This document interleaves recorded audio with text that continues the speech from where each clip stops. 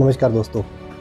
140 करोड़ आबादी वाले इस देश में हम लोग हर रोज लगभग 37 billion litre sewerage waste produce करते हैं और उसमें से लगभग 65% अनट्रीटेड सीवरेज वाटर डायरेक्ट किसी न किसी वाटर बॉडी में डिस्पोज कर दिया जाता है, जैसे कि कोई नदी या फिर कोई नाला या कोई लेक, जिससे हर साल लगभग 3 लाख बच्चे किसी न किसी पानी से होने वाली बीमारी से मर जाते हैं। लेकिन अब वो दिन आ गया है जब हमें अपने रिवर को नया जीवन दान देने की ज़रूरत है दोस्तों। गंगा की सबसे बड़ी सहायक नदी यमुना, जो दिल्ली से होकर गुजरती है और टोटल 1300 किलोमीटर का सफ़र तय करती है, लेकिन दिल्ली के इस छोटे से 30 किलोमीटर के सफ़र में ये एक नदी से एक नाला बन जाती है। सिर्फ दिल्ली हर रोज़ लगभग 3500 मिलियन लीटर वेस्ट प्रोड्यूस करता है, जिसमें से यहाँ के जो सीवरेज ट्रीटमेंट प्लांट है उनकी कैपेसिटी लगभग 2200 के आसपास है। तो मतलब 1100 मिलियन लीटर वेस्ट हर रोज़ यमुना में डाला जाता है दोस्तों। 2025 के इलेक्शन में यमुना क्लीनिंग का मुद्दा सबसे ऊपर रहा और बीजेपी की सरकार बनते ही आपने यमुना में बहुत सारे बोट्स या क्लीनिंग करने के लिए मशीनें देखी होंगी, जिसमें मेनली ट्रैश स्किमर्स और कुछ जेसीबी लगाई गई है। स्किमर का मेन मकसद है रिवर में से मोटा मोटा कचरा निकालना और जेसीबी की मदद से ये नीचे की मिट्टी को सेट करने की कोशिश कर रहे हैं, जिससे रिवर का फ्लो बना रहे। ऐसा नहीं है कि यमुना को क्लीन करने की ये पहली कोशिश है। 1994 में भी यमुना एक्शन प्लान के तहत लगभग 1500 करोड़ रुपए लगाए गए थे, जिसमें 1994 से लेकर 2003 तक यमुना को क्लीन करने का प्रोसेस चला था। उसके बाद केजरीवाल सरकार में भी लगभग 10 सालों में 600 करोड़ रुपए यमुना को क्लीन करने के लिए लगाए गए। 2014 में प्रधानमंत्री मोदी जी के नेतृत्व में नमामि गंगे की शुरुआत की गई, जिसमें गंगा और उसकी सहायक नदियों को क्लीन करने का प्रोसेस था और यमुना भी उसका एक पार्ट। और अब 2025 में बीजेपी गवर्नमेंट इस पे काम कर रही है। दोस्तों, बीजेपी इस बार यमुना को क्लीन कर पाएगी या नहीं, प्लीज़ कमेंट बॉक्स में अपनी राय बताएं। इससे पहले चलिए ये समझ लेते हैं कि रिवर के या यमुना रिवर के गंदा होने के क्या कारण हैं और क्या इन स्किमर से अगर हम मटेरियल को या वेस्ट को निकालेंगे तो क्या रिवर क्लीन हो जाएगा। वैसे तो हर साल बाढ़ के टाइम पे या फिर रेन के टाइम पे बहुत सारी गंदगी यमुना से वैसे ही क्लियर हो जाती है, लेकिन हर साल ये वापस आ जाती है। तो क्या लगता है इन स्किमर की हेल्प से हम लोग यमुना को क्लीन कर पाएंगे या इसका कुछ और उपाय करना पड़ेगा? तो चलिए स्टार्ट करते हैं पहले कि यमुना गंदी होती क्यों है। इसके 8 मेजर पॉइंट हम डिस्कस करेंगे और फिर डिस्कस करेंगे उनके रेजोल्यूशन भी कि कैसे उनको क्लियर किया जा सकता है। फंड का मुद्दा हर सरकार के लिए सबसे पहले आता है, लेकिन सरकारें जानती हैं कि 1 या 2 टर्म के बाद सरकार चेंज हो जाएगी, तो कोई भी इस चीज़ की अकाउंटेबिलिटी नहीं लेना चाहता। ये लोग फंड तो रिलीज़ करते हैं, लेकिन वो इतने सफिशिएंट फंड नहीं होते कि वो हर चीज़ को हर तरह से यमुना को या किसी रिवर को क्लीन करने के काम आ सके। लेकिन हमें चाहिए एक कॉम्प्रिहेंसिव प्लान जो इसको पूरी को क्लीन कर पाए और दोबारा गंदा होने से बचा पाए। तो दोस्तों, स्टार्ट करते हैं दूसरी बात पे। दिल्ली में कुल मिलाकर 26 छोटे और बड़े नाले हैं, जिसका लगभग 30% वेस्ट सीधे यमुना में जाता है। सॉलिड वेस्ट के जिम्मेदार कहीं ना कहीं हम सब हैं। जाने अनजाने हम जब भी कोई एक बोतल किसी एक सीवरेज में किसी एक नाली में फेंकते हैं तो वो घूमते घूमते कहीं ना कहीं जाके यमुना में जरूर मिलती है दोस्तों। या फिर जो लोग बाहर ठेला लगाते हैं, जो लोग अपनी दुकानें लगाते हैं, वो अपना सारा वेस्ट किसी न किसी नाली में फेंक देते हैं और वही नाली घूमते घूमते सीवरेज के थ्रू जाके सीधा यमुना में मिल जाती है। दिल्ली एनसीआर, सोनीपत और पानीपत में बहुत सारी ऐसी फैक्ट्रीज हैं जो अपना untreated waste, industrialist waste, toxic chemicals सारे के सारे उठा के नदी में डायरेक्टली डाल देते हैं। अगर कुछ लोग उसका ट्रीटमेंट भी करते हैं तो वो अप टू द मार्क होता नहीं है। एग्रीकल्चर फर्टिलाइजर्स भी एक मुख्य कारण है।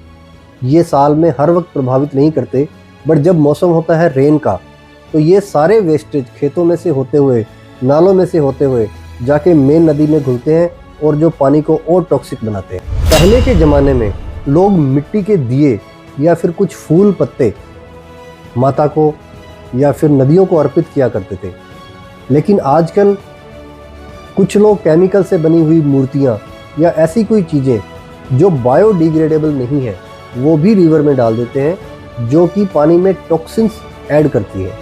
यमुना का क्रॉस करते टाइम आपने देखा होगा कि नीचे कुछ लोग अपने घर बना लेते हैं। ये लोग लगभग 8 से 10 महीने उसी जगह पर रहते हैं। जब बारिश का मौसम होता है तो ये कहीं और शिफ्ट हो जाते हैं, लेकिन इनका टोटल वेस्ट है उसी नदी के किनारे पे रह जाता है, और जब बारिश आती है तो ये उसके अंदर मिक्स हो जाता है। रिवर माइनिंग से डायरेक्ट पोल्यूशन नहीं होता, लेकिन ये जो बालू होती है ये रिवर के इकोसिस्टम का एक पार्ट है। जैसे जैसे पानी पत्थरों से या बालू के ऊपर बहता है तो इसमें चर्निंग होती है, जिससे ऑक्सीजन जो है वो वाटर में ऐड होता है और एक इकोसिस्टम पैदा होता है जो कि रिवर को सेल्फ क्लीन करता है। शहरों के बाहर बने ये बड़े बड़े पहाड़, जब इनके ऊपर बारिश पड़ती है तो इनके सारे टॉक्सिन्स नालों से होते हुए मेन नदी में जा मिलते हैं। चलिए बात करते हैं अब इन सब पॉइंट्स के रेजोल्यूशन की। तो पहला पॉइंट है फंड। आपने देखा होगा जब आपने कभी यमुना क्रॉस करते हैं तो कई कई जगह पर यमुना 1 से 1.5 किलोमीटर तक चौड़ाई में है, लेकिन अगर इसकी गहराई को ज़्यादा कर दिया जाए और पूरे इस 25 से 30 किलोमीटर दिल्ली के अंदर इसकी एक वॉल बना दी जाए, कंक्रीट वॉल, तो बाकी के रिवर बेड की ज़रूरत नहीं है, क्योंकि ये गहरी होगी और इसके चारों तरफ वॉल होगा तो बाढ़ का भी खतरा नहीं रहेगा। तो बची हुई साइड की दोनों साइड की ज़मीन को ये लोग कंपनीज को बेच सकते हैं, जो अपने अम्यूज़मेंट पार्क, अपने रेस्टोरेंट्स, अपने क्लब, कैफ़े खोल सकते हैं, जिससे इतना फंड मिल जाएगा कि क्लीनिंग और मेंटेनेंस कर पाएंगे। बीजेपी गवर्नमेंट एक बार कर भी चुकी है गुजरात के साबरमती रिवर में। जैसा कि मैंने पहले बताया, नदी को क्लीन करने के लिए एक पूरे प्रोसेस की ज़रूरत है, जिसमें 1 या 2 नालों की बात नहीं कर सकते, जिसमें पूरे जो आसपास के छोटे बड़े सब नाले हैं सबको क्लीन करना होगा, या फिर उनको किसी न किसी एक एसटीपी के थ्रू निकलना होगा। अब बात करें यमुना की, तो अगर हम हिंडन को क्लीन नहीं करेंगे तो कहीं ना कहीं ये भी यमुना से मिलती है, और इसके क्लीन करने के बाद वो फिर से इसमें गंदगी डाल सकती है। या फिर जो छोटे छोटे घर हैं जो यमुना के आसपास, यमुना के किनारे पर बने हुए हैं, वे लोग डायरेक्ट यमुना में पानी डाल देते हैं।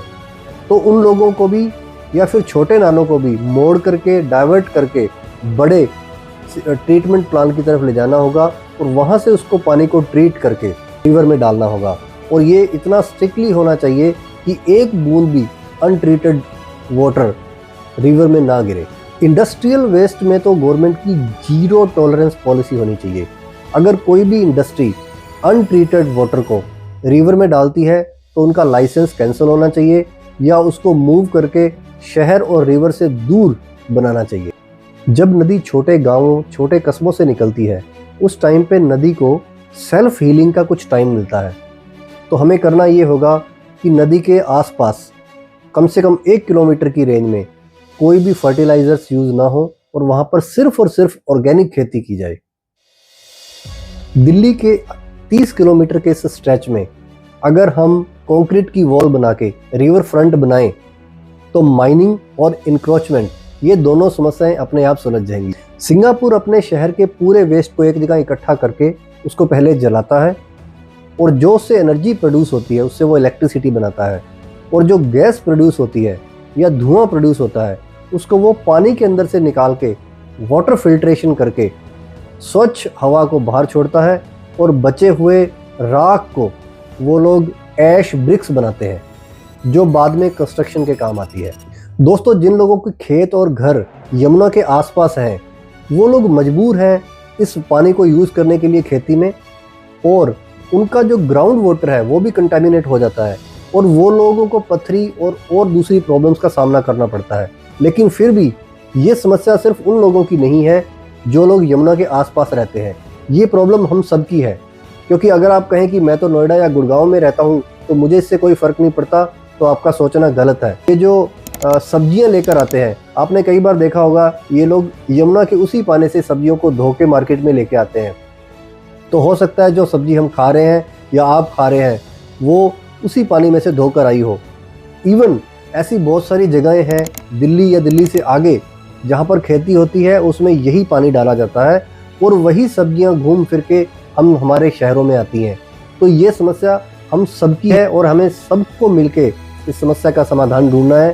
तो अपन अपनी तरफ से एक ही बात कर सकते हैं कि कूड़ा या सॉलिड वेस्ट प्लास्टिक को नदियों में ना फेंकें और डस्टबिन का यूज़ करें।